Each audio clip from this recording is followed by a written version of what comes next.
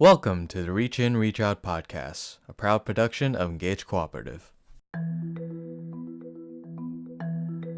I had spent time in the Peace Corps and lived with people who were subsistence farmers, and while they were quite poor, they had a connection to food and a connection to their community that was really beautiful. And so coming home and seeing how that was really not something that our culture supported here made me really motivated to figure out how people in urban areas could be connected to their food and connected to their environment through their food, and then also connected to each other. So that sense of like wanting to create community through food.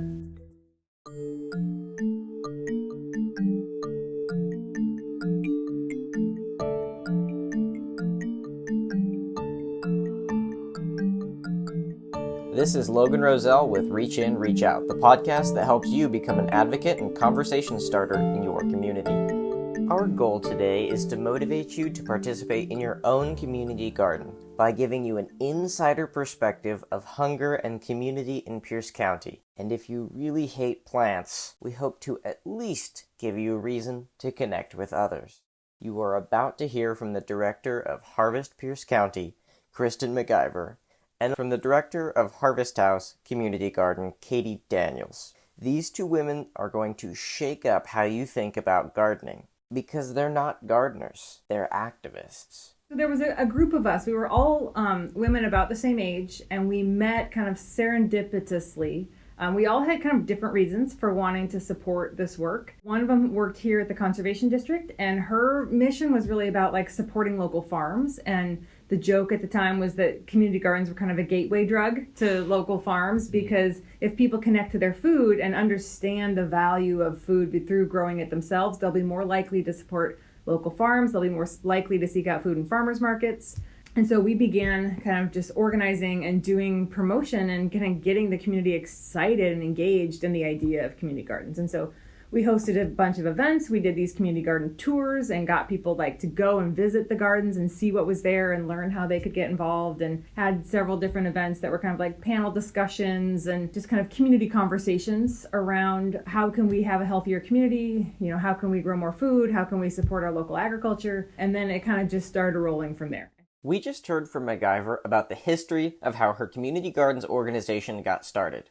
But to really get a handle on the needs of our community gardens and what they can provide, we need to understand our community's relationship with hunger. Here are the facts. 13.2% of people in Pierce County are suffering from a lack of food security, meaning they are unable to pay for food on a monthly basis. 32% of Pierce County applicants in food assistance programs are actually above the poverty line. 32% of food insecure people can't access SNAP, which is the Supplemental Nutritional Assistance Program provided by the government. Here's the kicker: about 25% of Pierce County jobs are actually farming-based. Altogether, this shows a disconnect between the amount of food we produce and the people experiencing food insecurity. We produce a lot of food, and a lot of people need it, but they're not all being helped. Sure, community gardens produce food, but as we just saw, that's not really the problem. We already produce food. So, what else can these gardens do to help? Going into this story, I thought that community gardens were a service where you go, you harvest some crops, and you leave with dinner.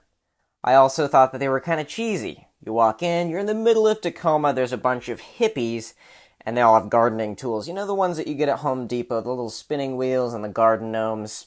So clearly I had two different views of community gardens. Over the course of the story, I realized that there's a lot more that I wasn't appreciating. The first thing that hit me was the connection between casual community gardening and farming. Personally, in the modern era, I didn't think that farming was a big deal. I didn't think that people wanted to be farmers, and I figured if they did, well, they would just do it, or they would already be farmers. Actually, I learned that getting into farming is really hard, and there are quite a few benefits. You get to own your own business, be the master of your own destiny, and you always have lunch taken care of. But only if you can get over this huge hump. Obtaining land and learning how to farm is quite difficult. Community gardens are a great place to start. Not only that, but Harvest Pierce County has specific programs for helping aspiring farmers finance land. It gave me a new perspective on just how much farming in Pierce County matters, and at the center of it all is this simple little garden.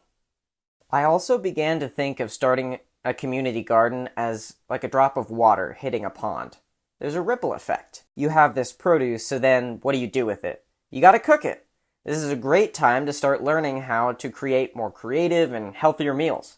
In fact, I'm not the first to think about this. There's actually already a dedicated cooking program through Harvest Pierce County that came out of our community gardens.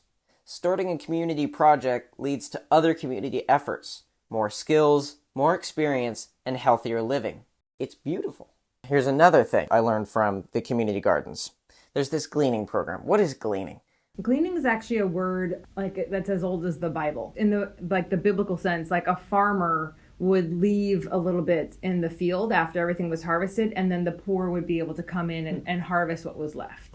And so it happens here. Local farms are just like, they just can't get the labor to harvest that last little bit of the green beans, so they call us and we bring volunteers and we get the last bit. Gotcha. Fruit trees are a little different just because they're typically not harvested in backyards. You know, it's just kind of many people inherit a fruit tree. They buy a house and there's a big apple tree in back and they're like, I don't know what to do with that. And so we go in and harvest what the homeowner can't or doesn't want to deal with. And our farm, we have these community work days out at the farm. So if you just want to show up for a couple hours and kind of get your hands dirty and take home some food, that's an opportunity. What a great idea. Why waste stuff that you're never going to use? This gave me a new perspective on even the apple tree in my own backyard. Finally, there are opportunities in community gardens for students. As we speak, there's a community garden run by Franklin Pierce School District where kids are coming in and learning how to garden. It gets them outside, it gets them working, playing in the dirt, making friends, and of course, at the end of the day, producing food that will go to people who need it most. We partner with them and provide a lot of the volunteer labor and energy to supplement the student energy and work together to grow food primarily for their school district in the cafeteria during the school year, but then also it's distributed in a couple different ways in the summer to food banks and they do like a free farmers market at one of the middle schools where there's free summer lunch happening. They're selling this year at the Eastside Farmers Market. Now that's amazing. To wrap it all up, a lot can go into community gardens. The fundamental idea is that when you create a garden, that produces a universal good, food. Then the garden grows other opportunities for people to work with each other, learn new skills, and help each other in their community. It makes you healthier, and it makes everybody else healthier around you. Most people say to me that the benefits that they get from the community garden are far above just like, I got a lot of tomatoes this year. It's about the relationships. It's about how they feel being in their neighborhoods and their communities, knowing a lot of their neighbors. You know, people form relationships with people whose language they don't know. You might not be able to talk to the person, but you can, like I said, food is kind of this common language, and there's often a lot of sharing kind of just within the garden. There are more than 70 community gardens, orchards, and food forests across Pierce County, and yet few people seem to even know community gardens exist. Why is this? Well, community gardens don't really lend themselves to media coverage. I mean, if you're already participating in a community garden, it's not breaking news. There are a ton of benefits, and if you're experiencing them, that's great, but it's not Instagram worthy. Sharing your community garden experiences is not something that comes naturally. Plus, when you go out and participate in community, the idea generally is that you're serving your community. You're humble about it. But don't be, please. More people really need to know about this. One of the goals of this podcast is to help you start a conversation with somebody else. We want to give you interesting stories and anecdotes to share with your community. The best way to do this is to show a real community garden's impact in action. I'll let Katie tell this story. I've been introducing people to the flower on a broccoli plant, which people don't know is edible, and it's one of the best things in the garden. It's this it's so good. So I take this big flower, this spiky yellow flower off the plant, and I say, here, eat it. And I take one, and I shove it in my mouth, and they look at me funny, and then they try it, and then they go, oh my gosh, that's really good. I'm like, I know, right? So there's something that people didn't know. I love surprising people with that. But this family comes into the garden for the very first time, and I'm showing them around, and it was like a mom, a child, and a grandpa kind of dynamic. And I'm showing them around, and what we do, as we walk around, I show them what we have, and I say, "We've got broccoli. Would you like some broccoli?" "Sure." So I take them over to the broccoli plant, and this is what the broccoli plant looks like. And we pop the giant head off the broccoli and hand it to them, and this older man, this grandpa, actually started crying. And they couldn't stop saying thank you, to the point where it was like, "Okay, yeah, you're welcome. Let's move on to the next plant because I've got more to show you." But they were so moved, and they said, "We can't believe that you would do this for us." And right there, bam, it hit me. It was just like right in the guts. Like, that was worth every back pain I've had all year long. As you heard, community gardens can have a huge impact on people who are hungry. But what if you are not hungry? I would wager that most of the people listening to this podcast are not currently experiencing food insecurity. So what's the benefit to you? Maybe you just need a way to get out there and talk to people and learn a new skill. But personally, I think it goes deeper. The best way to understand how transformative community gardens can be to people with full bellies is to listen to Katie Daniels as the role model and activist she is. I've become a master gardener because I love gardening. I love teaching people about gardening. And so I get to create from scratch in a blank lot, big gravel lot. It's mine to do with whatever I want, and I'm like, yes! It's like a dream come true. Blank slate. I get to grow food for people now, and flowers and anything else I want to do. So that's how it happened. It wasn't something I ever planned on. When I became a master gardener, my goal was I wanted to have the chance to show people God's majesty through the beauty of flowers. That was like my elevator hook, so to speak, of why I wanted to be a master gardener. And now it's that plus, I get to feed people, and I get to teach people how to grow food, and I get to get people excited about gardening, and I love helping people. I have a very compassionate heart, and that's also a gift, I think. It's difficult at times, but it's also a gift. So you get to put those two things together. Everything from the gleaning program, the school programs, the supporting of the farmers, culinary programs, and just plain out producing food, all of that is seen in every fiber of Daniel's being. She truly lives in the flow of life. She's really deeply engaged in her work and just so passionate.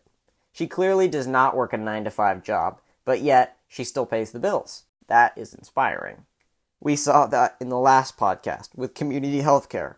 People that have found a true calling and are still able to pay the bills. The key is finding your calling and helping others. But it's not just exclusive to professional gardeners or doctors. Community gardens are such a powerful gathering space that everybody should be considering helping in one.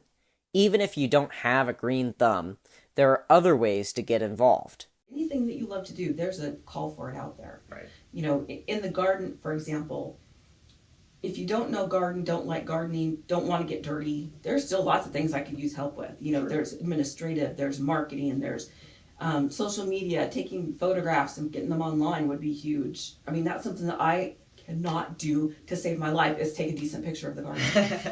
I have so many people say, "Oh yeah, I'll come out and take pictures," and then I never see a single picture. No one ever says, "Okay, I'm here. What do you want?" Because I don't know how to take a picture of the garden. I just want you to make it look pretty. I want you to show people what I see. Is what I'm trying to get. And other things, we could do. There's event planning. That's a big one. There's just kind of being the face of something, to be out and talking about it is big. The gleaning program is one easy way to just there's no commitment.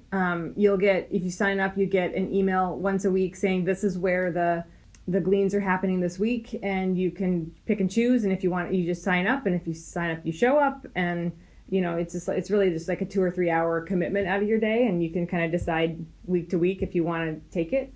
Then the farm also, like I said, they have community work days every Friday and Saturday, and so you can just decide Saturday morning you want to go spend a couple hours at the farm, and they'll put you to work doing whatever needs to be done, and then you can take home food at the end of the day. Those are really the two best choices for people who don't necessarily want to have a big commitment and need access to fresh food immediately. And then we also teach a bunch of classes and have events. And so if a person just wants to learn and then maybe dabble at home, we teach free classes all year long on kind of the basics of gardening. We also do several big events throughout the year if people just want to come out and meet other people who are interested in this kind of stuff, learn a little bit, kind of see what's happening in the community.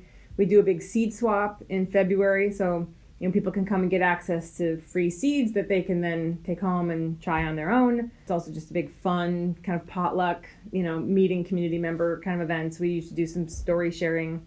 We have our big spring summit in May, and that's also, it's an educational event, but also just kind of helping people find each other and collaborate on things, or just kind of know who else is out there and make friends and engage the community in this type of stuff. And then in the fall, we do a harvest tour to showcase some of the community gardens that are doing really excellent work, to get people excited, to help them see that this is accessible for them and reachable for them, and that they also can participate in these types of things. I think people don't need to dedicate their lives to something. You can dedicate an hour.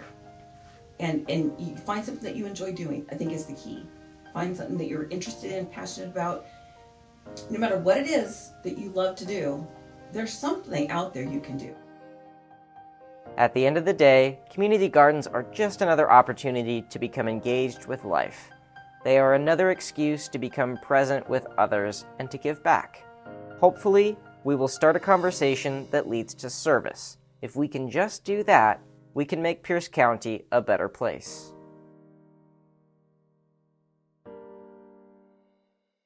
We're looking forward to our next podcast with more information about issues in our community. Once again, I'm Logan Rosell, and this has been Reach In, Reach Out.